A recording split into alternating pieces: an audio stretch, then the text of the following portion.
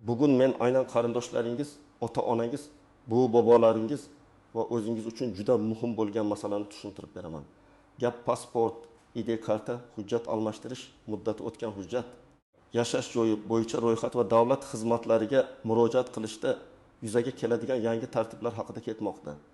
Bu ma'lumotni e'tiborsiz qoldirsangiz, oddiy bir hujjat sabab pensiya, bank kartasi, notarius, meros davolanish, subsidiya yoki chet elga chiqish bilan bog'liq ishlarda muammo paydo bo'lishi mumkin. Shuning uchun videoni oxirigacha ko'ring.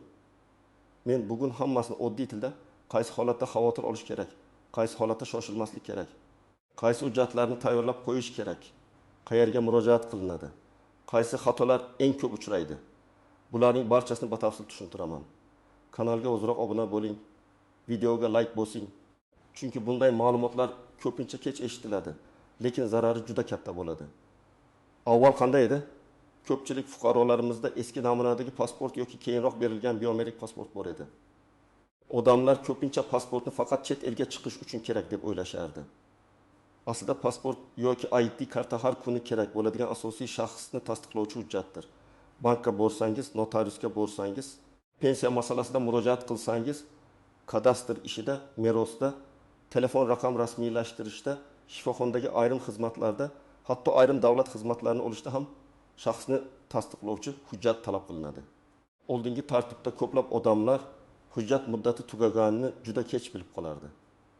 Masalan, pasportda amal qilish muddati bor, lekin ko'pchilik uni tekshirmaydi.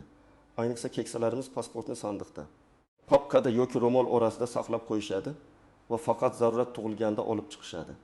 Ana shunda ma'lum bo'ladi, hujjatning muddati o'tgan, familiya yoki ism yozuvida eski xatolik bor. Tug'ilgan sana boshqa hujjatlar bilan mos kelmaydi. Yashash manzili yangilanmagan, ro'yxatdan o'tish holati noto'g'ri yoki pasportdagi surat odamning hozirgi ko'rinishiga mos kelmay qolgan. Endi esa hukumat tomonidan qabul qilingan pasport va shaxsni tasdiqlovchi hujjatlar bilan bog'liq yangilangan tartiblarning asosiy maqsadi shundan iboratki, fuqarolarning ma'lumotlari aniq, yagona elektron bazalarda to'g'ri, hujjatlari zamonaviy va davlat xizmatlarini olishda muammosiz bo'lsin. Ya'ni davlat idorasi sizdan bir hujjatni ikkinchi idoradan olib keling deb yugurtirmasligi uchun shaxsiy ma'lumotlar bazalarida to'g'ri turishi kerak. Buning uchun pasport, ID karta, yashash manzili, tug'ilganlik, nikoh, familiya o'zgarishi, pensiya ma'lumotlari bir-biriga mos bo'lishi juda muhim. Bu o'zgarishlar kimlar uchun ayniqsa muhim? Birinchi navbatda yoshi katta fuqarolar uchun. Chunki aynan keksalarda hujjatlar uzoq yillar davomida almashtirilmagan bo'lishi mumkin. Ikkinchi navbatda pasport muddati tugashiga yaqin qolganlar uchun. Uchinchi navbatda bank, pensiya, nafaqa, meros, uy-joy, kadastr, vasiyatnoma, tibbiy xizmat, nogironlik yoki subsidiya bilan bog'liq ish qilmoqchi bo'lganlar uchun. To'rtinchi navbatda chet elga chiqmoqchi bo'lganlar yoki farzandlari yoniga borishni rejalashtirayotgan ota-onalar uchun. Men eng muhim joyini oddiy qilib tushuntiraman. Hujjatlar bo'yicha yangi yondashuv shuni anglatadiki, endi faqat qo'lda yozilgan ma'lumotga qarab emas, elektron bazadagi ma'lumotga qarab ham qaror qabul qilinadi. Masalan, sizning ID kartangizdagi ma'lumot bir narsa, FHD yo bazasidagi tug'ilganlik yoki nikoh ma'lumoti boshqa narsa bo'lsa, muammo chiqishi mumkin. Bank sizni identifikatsiya qila olmasligi mumkin. Notarius meros ishini ochishda qo'shimcha aniqlik kiritishni talab qilishi mumkin. Pensiya jamg'armasi ma'lumotlar mos emasligini aytishi mumkin. Davlat xizmatlari markazi arizangizni to'xtatib turishi mumkin. Avval odamlar pasportim qo'limda bo'lsa bo'ldi deb yurishardi. Endi pasportim yoki ID kartamdagi ma'lumotlar davlat bazalarida ham to'g'rimi degan savol muhim bo'lib qoldi. Bu ayniqsa ismi turlicha yozilgan fuqarolarda uchraydi. Masalan, bitta hujjatda to'xtasin, boshqasida to'xtasin, yana birida to'xtasin bo'lishi mumkin. Yoki familiya rusha yozuvdan lotincha yozuvga o'tganda harflar boshqacha ko'chirilgan bo'lishi mumkin. Keksalarda esa sobiq davr hujjatlardan qolgan farqlar ko'p uchraydi. Tug'ilgan sanada bir kun farq, otasining ismi noto'g'ri yozilishi, tug'ilgan joyning eski nomi bilan yangi nomi aralashib ketishi. Yana bir muhim o'zgarish shuki, shaxsni tasdiqlovchi hujjatlarni rasmiylashtirishda biometrik ma'lumotlar, surat, imzo, barmoq izlari kabi ma'lumotlar zamonaviy tartibda olinadi. Bu nimaga kerak? Bu firibgarlikning oldini olishga xizmat qiladi. Masalan, qariyaning nomidan boshqa odam kredit olishga urinishi, uy-joyini sotishga harakat qilishi yoki ishonchnoma rasmiylashtirishda shaxsni almashtirib ko'rsatish kabi xavflar bor. Yangi tizim shaxsni aniqroq tasdiqlash imkonini beradi, albatta. Bu tartiblar ayrim fuqarolar uchun noqulay tuyulishi mumkin, lekin aslida bu odamning mulki, puli va huquqlarini himoya qilish uchun kerak. Birinchi guruh pasport yoki ID karta amal qilish muddati tugaganlar. Masalan, otangizning pasporti 2014 yilda berilgan va 2024 yilda muddati tugagan bo'lsa, u kishi men hech qayerga chiqmayman deb yurishi mumkin. Lekin ertaga bank kartasini almashtirish kerak bo'lsa, pensiya plastik kartasida muammo chiqsa, notariusga borish kerak bo'lsa, muddati o'tgan hujjat sabab xizmat ko'rsatish qiyinlashadi. Shuning uchun hujjatning amal qilish muddatini hoziroq tekshirish kerak. Ikkinchi guruh 60 yoshdan oshgan va hujjatini juda ko'p yillardan beri almashtirmagan fuqarolar. Yosh katta insonlarda surat eski bo'ladi, imzo o'zgargan bo'lishi mumkin, ayrimlarda sog'liq sabab imzo qo'yish qiyinlashgan bo'ladi. Bunday holatda davlat organlariga murojaat qilganda savollar tug'iladi. Masalan, 75 yoshli onaxon 20 yil oldingi surati bor hujjat bilan notariusga boradi. Notarius shaxsni aniqlashga majbur. Agar surat juda eski bo'lsa yoki ma'lumotlar mos kelmasa, qo'shimcha tekshiruv so'raladi. Bu vaqt asab va xarajat degani. Uchinchi guruh ism familiyasi o'zgarganlar. Ayollar orasida bu juda ko'p uchraydi. Nikohdan keyin familiya o'zgargan, keyin ajrashgan, keyin yana eski familiyaga qaytgan. Lekin ayrim hujjatlar yangi familiyada, ayrimlari eski familiyada qolgan. Masalan, pensiya hujjati bir familiyada, bank kartasi boshqa familiyada. Uy hujjati 3-shaklida bo'lsa, keyinchalik meros yoki mulk masalasida katta muammo chiqadi. Men bunday holatlarda birinchi navbatda barcha hujjatlarni stol ustiga qo'yib, ma'lumotlar bir xilmi yoki yo'qmi tekshirishni tavsiya qilaman. 4-guruh chet elga chiqmoqchi bo'lganlar. Farzandi Rossiyada, Qozog'istonda, Turkiyada, Janubiy Koreyada yoki boshqa davlatda yashayotgan ota-onalar ko'p. Ular yozda boraman deb reja qiladi. Chipta olmoqchi bo'ladi. Lekin oxirgi daqiqada pasport muddati yetarli emasligi ma'lum bo'ladi. Ayrim davlatlar kirish uchun pasport muddati safar tugagandan keyin ham ma'lum vaqt amal qilishini talab qiladi. Shuning uchun chet elga chiqish rejangiz bo'lsa, hujjatni safardan bir hafta oldin emas, kamida bir necha oy oldin tekshiring. Agar sizning ID kartangiz yoki pasportingiz amaldagi muddat ichida bo'lsa, ma'lumotlar to'g'ri yozilgan bo'lsa, tug'ilgan sana, familiya, ism, otasining ismi boshqa hujjatlar bilan mos bo'lsa, yashash joyingiz bo'yicha ro'yxat bilan muammo bo'lmasa, siz vahimaga tushishingiz shart emas. Lekin shoshilmaslik boshqa, umuman tekshirmaslik boshqa. Men har bir oilaga kamida bir marta barcha kattalarning hujjatlarini tekshirib chiqishni maslahat beraman. Masalan, oilada tekaz 2 yoshli bobongiz bor. U kishi hech qayerga chiqmaydi. Bank ishlarini farzandlari qiladi. Pensiyasi kartaga tushadi. Hammasi tinchdek ko'rinadi. Lekin bir kuni pensiya kartasi muddati tugaydi yoki bank identifikatsiya talab qiladi. Ana o'shanda bobongizning hujjati muddati o'tgan bo'lsa, uni olib borish, navbat kutish, ariza topshirish, rasmga tushish kerak bo'ladi. Agar sog'lig'i yaxshi bo'lmasa, bu ancha qiyin. Shuning uchun muammo kelishini kutmasdan oldindan tayyorlanish eng to'g'ri yo'l. Birinchi misol, 6-8 yoshli fuqaro pensiya oladi. Pasportining muddati tugashiga 2 oy qolgan. U bunga ahamiyat bermaydi. Keyin bank kartasi bloklanadi. Chunki identifikatsiya yangilanishi kerak bo'ladi. Bank amaldagi hujjat so'raydi. Fuqaro migratsiya va fuqarolikni rasmiylashtirish bo'limiga boradi. Lekin u yerda ma'lumotlar bazasida tug'ilgan joy nomi eski hujjat bilan mos kelmayotgani aniqlanadi. Natijada avval ma'lumotni to'g'rilash, keyin hujjat olish kerak bo'ladi. Agar u kishi bu ishni 3 oy oldin boshlaganida. Pensiya kartasi bilan muammo bo'lmas edi. Ikkinchi misol, 74 yoshli onaxon uyini nabirasiga hadya qilmoqchi. Notariusga borishadi. Onaxonning pasportida familiya bir shaklda, kadastr hujjatida esa boshqa shaklda yozilgan. Masalan, pasportda Karimova, kadastrda Karimova yoki eski ruscha transliteratsiya bilan yozilgan. Notarius darshubha qiladi, chunki mulk hujjati va shaxs hujjati to'liq mos bo'lishi kerak. Bu firibgarlik emas. Oddiy yozuv farqi bo'lishi mumkin, lekin rasmiy ishda har bir harf ahamiyatli. Natijada qo'shimcha ma'lumotnoma tuzatish, ariza, vaqt va xarajat kerak bo'ladi. Uchinchi misol, 7 yoshli otaxon farzandlari yoniga chet elga bormoqchi. U chipta narxi arzon paytda chipta oladi. Keyin aeroportda yoki chipta rasmiylashtirishda pasport muddati yetarli emasligi ma'lum bo'ladi. chipta qaytarilmaydi yoki jarima bilan qaytariladi. Yana hujjat almashtirishga vaqt ketadi. Bu yerda muammo hujjatning yo'qligida emas, hujjatning safar talablariga mos emasligida. 4-misol. Qishloqda yashaydigan 79 yoshli ayol yurishga qiynaladi. Farzandlari pasportni almashtirish kerak deb biladi. Lekin uni tuman markaziga olib borish qiyin. Bunday holatda eng to'g'ri yo'l avval mahalla, tuman migratsiya bo'limi yoki davlat xizmatlari markazi bilan bog'lanib, imkoniyatlarni aniqlashdir. Ayrim holatlarda nogironligi bor, yotib qolgan yoki harakatlanishi cheklangan fuqarolar uchun joyga chiqqan holda xizmat ko'rsatish imkoniyatlari bo'lishi mumkin. Buni oldindan so'rab bilish kerak. Chunki har bir hududda amaliy tartibni aniqlashtirish zarur. Eng katta xato shuki, odamlar men qariyaman, menga endi hujjat kerak emas deb o'ylaydi. Bu noto'g'ri. Aynan qariya insonning hujjati ko'proq kerak bo'ladi. Pensiya, tibbiy yordam, vasiylik, meros, uy-joy, bank, ishonchnoma, subsidiya, kommunal imtiyozlar, sanatoriy yo'llanmasi, nogironlik hujjatlari, parvarish puli kabi masalalarda shaxsni tasdiqlash zarur. Ikkinchi nozik jihat, ishonchnoma. Ko'p farzandlar ota-onasining ishini o'zlari qilishni xohlaydi. Bu tabiiy. Lekin bank, notarius, davlat idorasi hamma ishni og'zaki men o'g'liman degan gap bilan qilib bermaydi. Ishonchnoma kerak bo'lishi mumkin. Ishonchnoma rasmiylashtirish uchun esa ota-onaning shaxsni tasdiqlovchi amaldagi hujjati kerak. Agar hujjat muddati o'tgan bo'lsa, avval hujjatni yangilashga to'g'ri keladi. Shuning uchun farzandlar ota-onasining pasport yoki ID karta holatini oldindan tekshirishi kerak.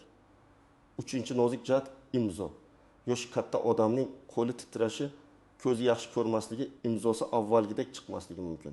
Rasmiy joylarda bu ham savol tug'diradi. Agar inson umuman imzo qo'ya olmasa, bu holatda maxsus tartiblar bo'lishi mumkin. Lekin buni idora xodimiga oldindan tushuntirish kerak.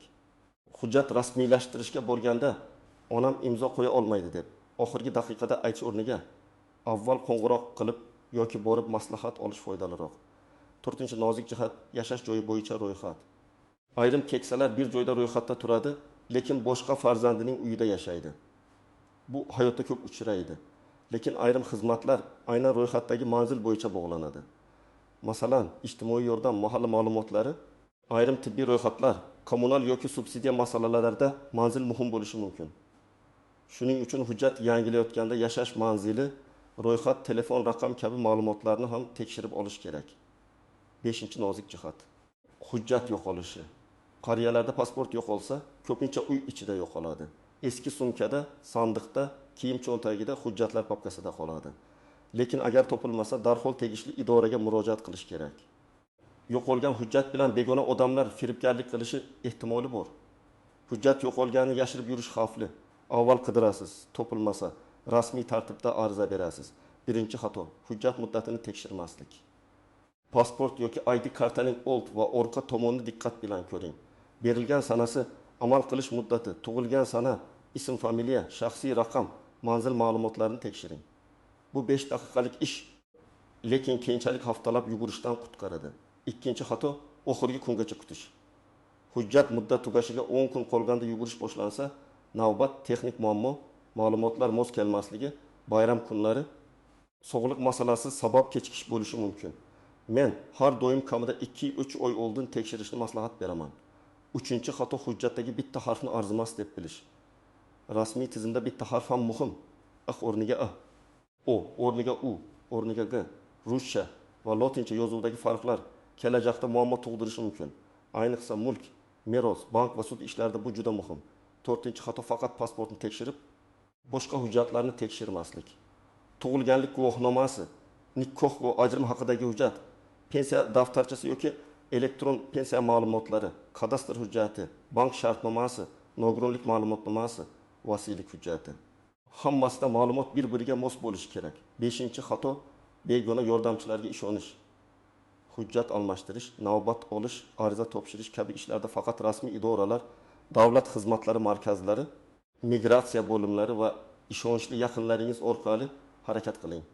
Ko'chada tez qilib beraman, navbatsiz chiqaraman, jarimasiz hal qilaman degan odamlar firibgar bo'lishi mumkin. Qariyalar ayniqsa bunday aldovlardan ehtiyot bo'lishi kerak. Endi men sizga aniq harakat rejasini beraman. Birinchi qadam, bugunoq uydagi barcha yoshi katta insonlarning hujjatlarini yig'ing. Otangiz, onangiz, buvingiz, bobongiz, Xolangiz yoki yolg'iz yashaydigan qo'shningiz bo'lsa yordam bering. Pasport yoki ID kartaning amal qilish muddatini tekshiring. Agar muddati tugagan bo'lsa yoki yaqin 6 oy ichida tugasa, almashtirish masalasini boshlang. Ikkinchi qadam. Ma'lumotlarni solishtiring. Ism, familiya, otasining ismi, tug'ilgan sana, tug'ilgan joy, shaxsiy identifikatsiya raqami, manzil ma'lumotlari to'g'rimi? Nikoh guvohnomasi, tug'ilganlik guvohnomasi. Kadastr hujjati va bankdagi ma'lumotlar bilan mos keladimi? Agar farq bo'lsa, uni mayli deb qoldirmang. Qaysi idora orqali tuzatish kerakligini aniqlang. Uchinchi qadam, qayerga murojaat qilishni belgilang. Odatda shaxsni tasdiqlovchi hujjatlarni rasmiylashtirish masalalarida migratsiya va fuqarolikni rasmiylashtirish bo'limlari, davlat xizmatlari markazlari yoki tegishli vakolatli idoralar orqali ish yuritiladi. Hududingizdagi aniq tartibni telefon orqali yoki rasmiy manbalar orqali tekshirib oling. Agar elektron navbat mavjud bo'lsa, navbat oling. Agar qariya yurishga qiynalsa, joyga chiqib xizmat ko'rsatish imkoniyati bor yo'qligini oldindan so'rang. 4-qadam, hujjatlarni tayyorlang. Odatda amaldagi yoki eski pasport, ID karta, ariza, davlat boji to'langanini tasdiqlovchi ma'lumot. Zarur bo'lsa tug'ilganlik yoki nikoh hujjatlari, familiya o'zgarganini tasdiqlovchi hujjat, yashash joyi bo'yicha ma'lumotlar kerak bo'lishi mumkin. Har bir holatda talab farq qilishi mumkin. Shuning uchun borishdan oldin ro'yxatni aniqlab oling. Men tavsiya qilaman, barcha hujjatlarning nusxasini alohida papkaga soling. Asl nusxalarini esa ehtiyot qiling. 5-qadam, qariyaning sog'lig'ini hisobga oling. Agar otangiz yoki onangiz uzoq navbatda tura olmasa, ertalab-ertaroq boring. Suv, dori, ko'zoynak, telefon, kerakli raqamlar yozilgan qog'oz olib boring. Agar u kishi eshitishi yomon bo'lsa, xodim savollarni tushunishi uchun yo'lda yordamchi bo'ling. Lekin shuni unutmang, rasmiy jarayonda shaxsning o'zi ishtirok etishi talab qilinadigan holatlar bo'ladi. Chunki surat, biometrik ma'lumot, imzo yoki rozilik kerak bo'lishi mumkin. 6-qadam, hujjat tayyor bo'lgach, uni tekshirib oling. Ko'pchilik yangi hujjatni olib darrov cho'ntagiga soladi. Bu ham xato. O'sha joyning o'zida ism, familiya, tug'ilgan sana, amal qilish muddati, raqamlar, surat, barcha yozuvlarni tekshiring. Agar xato bo'lsa, darhol ayting. Keyin uyga ketib 1 oy o'tib bilsangiz, tuzatish jarayoni yanada cho'zilishi mumkin. 7-qadam. Yangi hujjat olingandan keyin bank, pensiya, notarius yoki boshqa muhim joylarda ma'lumotni yangilash kerakmi tekshiring. Masalan, bank kartangiz eski pasport ma'lumotiga bog'langan bo'lishi mumkin. Mobil operator, kommunal xizmat, pensiya tizimi yoki davlat xizmatlari profilida ma'lumotlarni yangilash talab qilinishi mumkin. Buni e'tiborsiz qoldirmang. 8-qadam, hujjatlarni xavfsiz saqlang. Qariyalarning pasporti yoki ID kartasini hammaga beravermang. Rasmga olib begona odamlarga yubormang. Telegram yoki boshqa messenjerlarda pasport nusxasini so'ragan har qanday odamga ishonmang. Bank xodimi deb qo'ng'iroq qilgan odamga hujjat raqami, karta kodi, SMS kod aytilmaydi. Hujjat ma'lumotlari ham shaxsiy ma'lumot hisoblanadi. Agar siz farzand bo'lsangiz, ota-onangiz hujjatini tekshirishni ularning sha'niga tegish deb o'ylamang. Aksincha, bu g'amxo'rlik. Keksalar ko'pincha kerak emas, ovora bo'lma deyishadi. Lekin muammo chiqqanda baribir farzand yuguradi. Shuning uchun hozir 30 daqiqa vaqt ajrating, hujjat muddatini ko'ring, kerak bo'lsa suratga emas, nusxaga emas, asl hujjatga qarang, ma'lumotlarni yozib oling. Qaysi idoraga borish kerakligini aniqlang. Agar oilada bir nechta keksa inson bo'lsa, jadval tuzing. Masalan, onaning ID kartasi 2026 yilgacha, otaning pasporti 2025 yil oxirigacha, buning hujjatida familiya farqi bor. Boboning yashash manzili yangilanmagan. Shunda har bir masalani navbat bilan hal qilasiz. Hammasini bir kunda qilish shart emas, lekin rejasiz qoldirish ham mumkin emas. Yana bir muhim maslahat, mahalladagi yolg'iz qariyalarni ham unutmang. Ba'zan ularning farzandi uzoqda bo'ladi yoki hujjat ishlarini tushunmaydi. Bunday odamlarga ma'lumot berish, qayerga murojaat qilishni aytish. Rasmiy idoraga kuzatib borish katta savob va katta yordam bo'ladi. Lekin ularning hujjatini o'zingizda saqlamang, pulini olmang. Faqat rasmiy va shaffof yordam bering. Bugungi mavzuning eng muhim xulosasi shuki, pasport yoki ID karta oddiy qog'oz emas. Bu insonning huquqi, puli, mulki, pensiyasi. Tibbiy xizmati va xavfsizligi bilan bog'liq asosiy hujjat. Hukumat tomonidan qabul qilingan yangilangan tartiblar fuqarolarning ma'lumotlarini aniq yuritish, firibgarlikning oldini olish va davlat xizmatlarini qulaylashtirishga qaratilgan. Lekin bu tizim to'g'ri ishlashi uchun har bir odam o'z hujjatini vaqtida tekshirishi kerak. Bugunoq ota-onangiz, buvi bobolaringiz va o'zingizning hujjatlaringizni tekshiring. Amal qilish muddatiga qarang. Ism, familiya va tug'ilgan sanani solishtiring. Yashash manzilini tekshiring. Agar xato yoki muddat muammosi bo'lsa, rasmiy idoraga murojaat qiling. Oxirgi kungacha kutmang. Agar sizda pasport yoki ID karta bilan bog'liq muammo bo'lgan bo'lsa, izohlarda yozing. Qaysi holat bo'ldi, qayerda qiynaldingiz, qanday yechim topdingiz. Sizning tajribangiz boshqa odamlarga yordam berishi mumkin. Videoga like bosing, kanaliga obuna bo'ling va bu videoni ota-onangizga, qarindoshlaringizga, mahallada yoshi katta insonlarga yuboring. Chunki bitta vaqtda ko'rgan video keyinchalik katta muammoning oldini olishi mumkin.